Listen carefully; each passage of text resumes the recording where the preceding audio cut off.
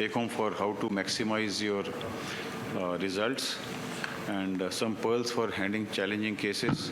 And very important thing, which I think last year we had unfortunate instances of some TAS as well as some infection, and AIS had to intervene and do a lot of measures, and one company was getting blamed, and so a lot of investigation were done. So this session will provide some insights into whether this intracameral moxiflox, how should be using that, and whensoever some reaction occurs, what should be the measures one should adopt. So we'll begin the session with Dr. Chitra Ramamurthy, whom you all know is director at Eye Foundation Group of Hospitals. More important that, she was chairman of ARC and took ARC to a different level. Chitra, are you yes, ready? One second. Her talk is primarily on challenging phaco cases. Very good morning to one and all of you. I'm truly obliged and with all the leaders of CIPLA and everybody in it for giving me this opportunity, and this topic was chosen by them that I should talk on. And while we are on, they had a very major role to play during my ARC, and the kind of help they gave me throughout was amazing. And this moderator on the dais, famous Dr. Lalit Amrod, also had a very big role in helping me evolve to whatever little I am today. So my due is to talk on pearls of handling challenging phaco cases. So we all understand one thing, that how you break up the nucleus during the cataract surgery and how strategically you do it, that is the magic. And that is the most important step. But to initiate that important step, you have to get a very good wound incision. There is no second thoughts. Your wound architecture has to be optimal.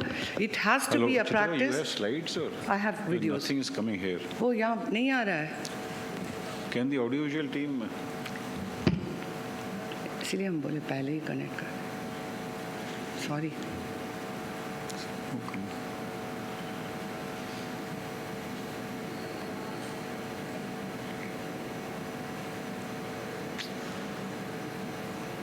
हाँ, yes. So, wound architecture, and by practice we'll ensure that we get a good rhexis, because then only we'll realize the effective power of the IOL which you want to implant, and a good simple steps, hydro dissection, and the nucleus has to rotate before we start the surgery. And I'm going to give you pearls in all these different kinds of cataract. Although we might be habituated to use a particular technique, there are small diversions which you need to make. Now, this is a very soft cataract, and you can't do a chop, you can't, you'll break, the occlusion will break, you'll get a big flat bowl. So what you do is just a gentle hydro, and not too much that the nucleus goes through the PC, and then catch the nucleus at its equator, and this is called carousel technique, and you just eat it up, or it's called the phaco flip technique, and many of the modern machines have that flip mode, and that's all there is to it. Supposing you realize soft cataracts are actually the most challenging. So if you are on the laser cataract platform, you get the overlay, because this was meant to be a premium IOL.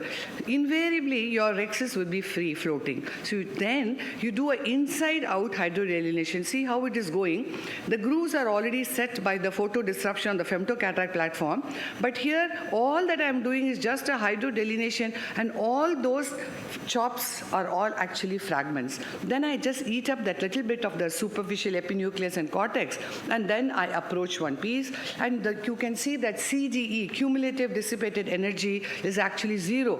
So we are working at 0 ultrasound power. All the pieces are there. You have to just eat it up. The only small trick is, when it comes to the last pieces, you have to bring your parameters so that you don't by inadvertently catch the posterior capsule. Now, the story becomes different in a hard cataract. Now, it's a different step. You have to make precise limbal incisions at limbal parallel. It has to be all tight wounds. A little little anterior and little cohesive viscoelastic, because it's going to be a longer procedure. Little anterior placed incision, posterior placed, you will have iris prolapse. You don't want that.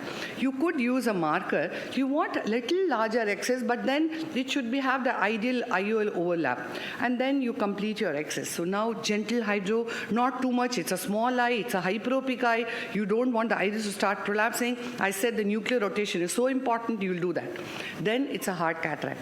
The IOP can be at 60. You don't have to have a low IOP. Your vacuum has to go a little higher. Your flow rate has to be commensurately higher. Again, eat up the little thing and then do a horizontal chop.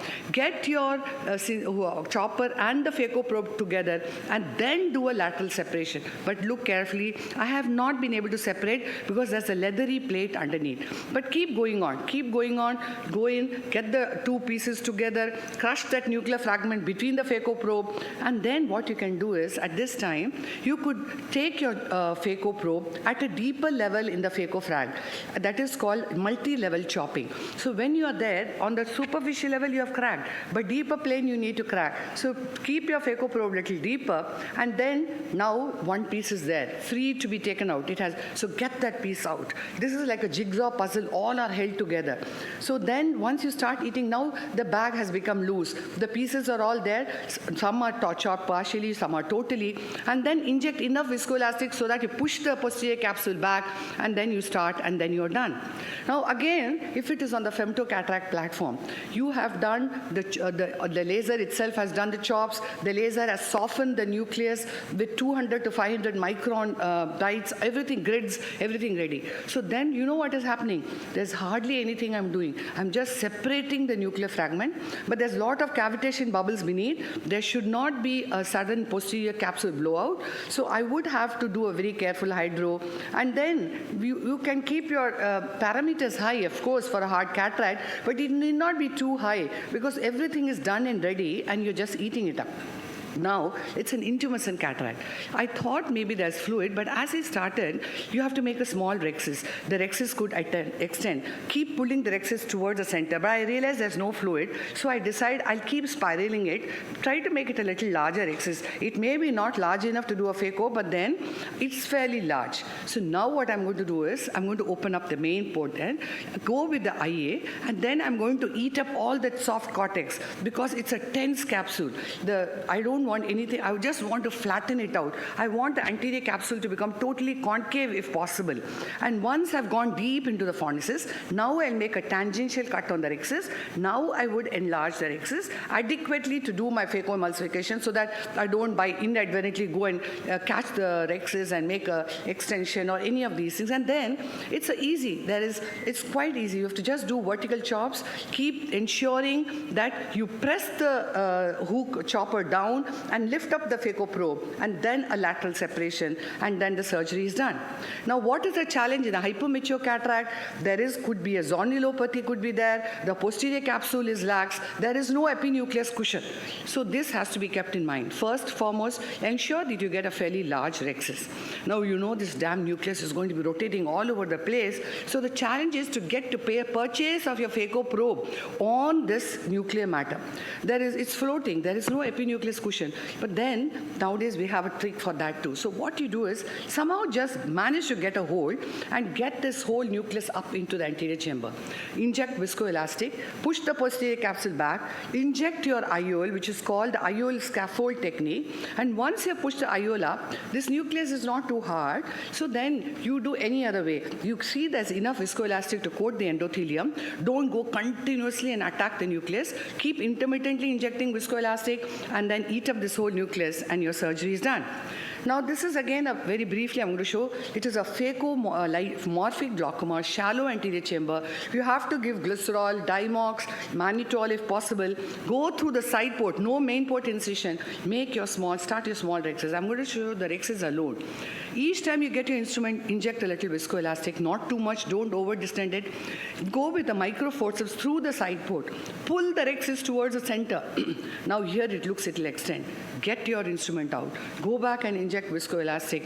It ideally should be cohesive, and then slowly enlarge. And then after that, once you have managed to get your rexus, once the anterior capsule is flat, keep going back to where the rexus is attached to the main margin, and then keep pulling it out. Now, supposing you have a small pupil, you've made 4 hooks. You will ask me, why do I have to make a 5th hook? I'll tell you why. If you take your phaco probe in, the iris will also get stretched. You might even cause a dialysis of iris. So if you place one thing here, a hook here at the incision, sub-incision level, between these 2 iris hooks, the iris is flat. So there you make your incision, and thus you can go ahead and start your surgery. There's a small pupil. It's not that every time you have to use iris hooks, but ensure that you stain under the iris. The iris stain should not be just where it's visible underneath the iris, and keep using the iris as a margin and make your rexus, and sometimes you can go behind the iris and retract the iris to see that you have made as large a rexus as is possible. Gentle hydro, not too much. You could do a vertical chop, you could do a stop and chop. They all do very well. So just understand, the pupil is getting smaller. So you have to be sure that your phaco parameters are not too high. You don't go and catch the iris, and then the whole story becomes a bizarre nightmare. And try somehow to get a chop and get one piece up. Little supracapsular, doesn't matter. Keep injecting viscoelastic, because that mydriasis by the viscoelastic does wonders. It is not necessary you have to do without iris hook at this point of time. Any point of time you can go back to iris hook, but then you realize it all comes out. So if you're a confident surgeon, you can do that.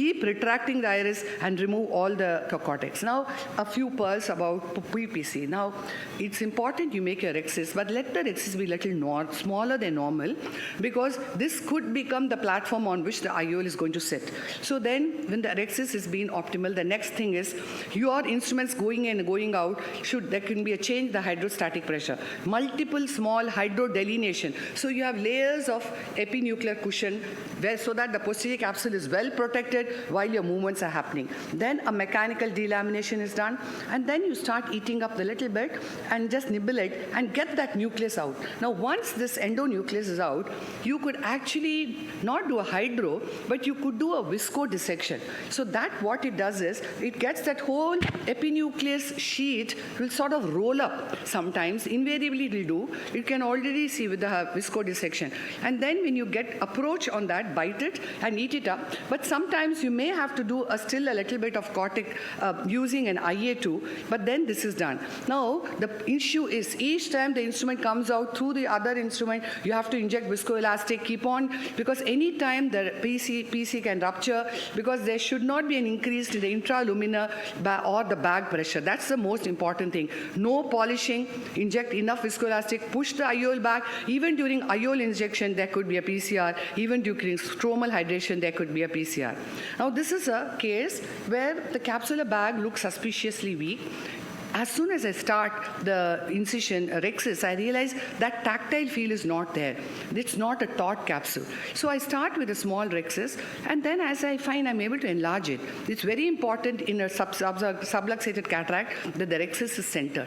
Now I decide not to use iris hooks, capsule hooks, because that will hug the capsule right up to the equator and give an equatorial stabilization. Now I start doing chop. Now while I'm doing chop, the nucleus is mobile, so there's no vitreous. Am I imagining it's subluxation? But look there is that small dialysis. So now I immediately go and place a hook. Now that would push the vitreous back. So now I'm going to do a little, keep my phaco probe right in the pupillary area, and I'm going to remove the nucleus, but I decide no, I'm going to place a CTR. Yes, the capsular hooks are stabilizing the bag, but I would place my CTR because I want that extra buttressing of the entire capsular bag, and then keep my parameters low, and piece by piece, in in a supracapsular plane, I would eat up the nucleus. Now, the bag still look very floppy. So what I do is, after I've eaten out the last piece, I've injected the IOL. Now, this is called an IOL scaffold. And after I inject the IOL, now the posterior capsule is really behind. There is CTR, there is the IOL haptics, which is stretching the capsule, and then I remove the cortex. Very few videos here left. Now, here I'm making a Hoffman's pocket. Now, this is just a coloboma. So, area of zonular weakness, and it need not be a progressive disease. So, you could do whichever thing, but keep your rexes well away from the area of zonular weakness or where the zonules are stretched. Gentle hydro. Remember, this fluid can go behind in that area of zonular weakness, and you could have a fluid misdirection, raised pressure, and the AC can become flat. So many people would say place a CTR right in the beginning so that would ensure that the fluid misdirection is not happening. But this was so soft a cataract, so I thought I'll continue like that. Now I placed my CTR. I removed the cortex. I could have placed the IOL and got out of it. But what I thought at this point of time, that area of zonules are not there. So later, there could be an asymmetric bag contracture. So I decided to pierce an Ahmed segment and suture it so that the bag is centered and stable and attached to the scleral wall and nothing can go wrong. Now, this is a case of a post-RK, multiple incisions. I've done a femtocataract platform. So you know what is the problem I should expect. Those areas of hypertrophic scars of RK, there the rexis might not have got completed by the femto. So there is a possibility of a rexis extension. So keep your parameters controlled, be conscious that there could be a rexis extension. And now only when I'm removing the cortex, I notice that there's a subincisional rexis extension. But thankfully, I did not have a problem. This is my last of my videos. This is a silicone oil in AC. It could be, the AC is going to be very deep, post-vitrectomized eye, there's no vitreous support, the lens can drop. So have an adequate rexis, a very slow motion phaco, proper wound construction, be prepared for a reverse pupillary block, there could be a posterior plaque, try to remove it, place the lens. So you know, like all these cases I showed you all are different cases, which needs different kind of intelligence. Anticipate always the worst, and I tell you, if you're conscious of all those complications, you will not have it. And finally, my last tip for all of you, understand your phaco machine, have your technician tell you how best to use it. Be shameless about it. How the hell does it matter what he thinks you know or he knows? But they are all very good. They are really genuine and they help you on. So finally, you'll realize that there's no kind of cataract which you actually cannot handle. Thank you very much. Thanks, Sipla, for this opportunity. Thank you, and